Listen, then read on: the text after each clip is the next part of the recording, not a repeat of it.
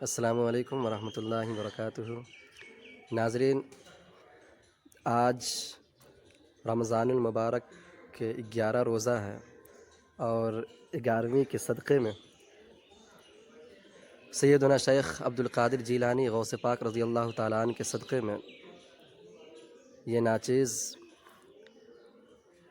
دربھنگہ شہر کے سامنے ایک قصبہ ہے، ایک گاؤں ہے جس کو آشا پور کے نام سے لوگ جانتے ہیں۔ یہاں بہت مشہور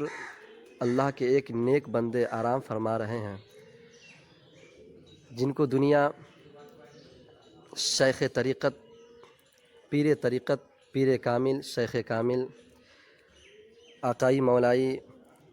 حضرت علاء الدین صابر پاک آشا پوری علیہ رحمہ کے نام سے جانتی اور پہچانتی ہیں۔ حضور کا یہ روضہ مبارک، روضہ اقدس ہے، آپ ملاحظہ کر سکتے ہیں۔ ماشاء اللہ، آج ہم لوگوں کی حاضری ہوئی، بڑی خوش نصیبی ہے کہ اس پاک مہینے میں، پاک مقدس مہینے میں ہم لوگوں کی اس دربار میں حاضری ہوئی۔ دیکھیے خوبصورت منظر یہ مزار مقدس کا ہے۔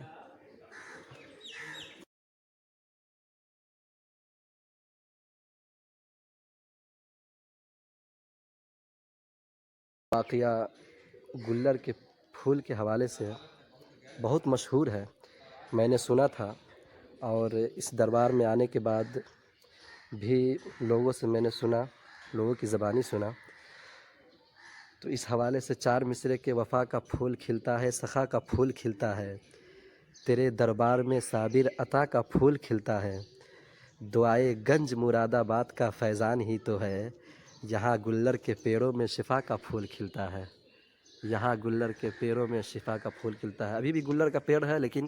وہ والا پیڑ نہیں ہے، یہ نئی شاخ ہے، نئی شاخ سے یہ پیڑ نکلا ہے، لیکن یہاں پر یہ کرامت ظاہر ہوئی تھی، گلر کے پیڑ میں ایک پھول نکلا تھا، اسی پر میں نے آپ کو شعر سنایا کہ وفا کا پھول کھلتا ہے، سخا کا پھول کھلتا ہے، تیرے دربار میں صابر عطا کا پھول کھلتا ہے، دعائے گنج مراد آباد کا فیضان ہی تو ہے، یہاں گلر کے پیڑوں میں شفا کا پھول کھلتا ہے، یہاں گلر کے پیڑوں میں شفا کا پھول کھلتا ہے۔ ناظرین، آپ دیکھ سکتے ہیں کتنا عالی شان دربار ہے۔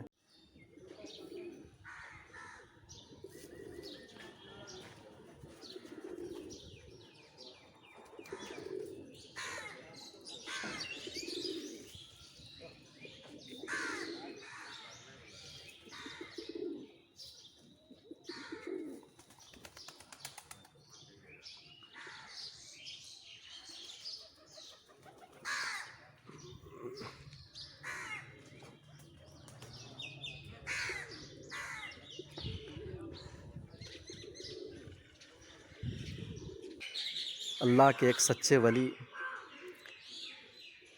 عاشق حضور اکرم صلی اللہ تعالیٰ علیہ وسلم، شیخ کامل، پیر کامل، شیخ طریقت، حضرت علامہ آقائی مولائی حضرت علاء الدین صابر پاک آشا پوری علیہ رحمہ کا یہ روضہ مقدس ہے، جس کو آپ اپنی نگاہوں سے دیکھ سکتے ہیں۔ کتنا خوبصورت منظر ہے یہ گنبد و مینار،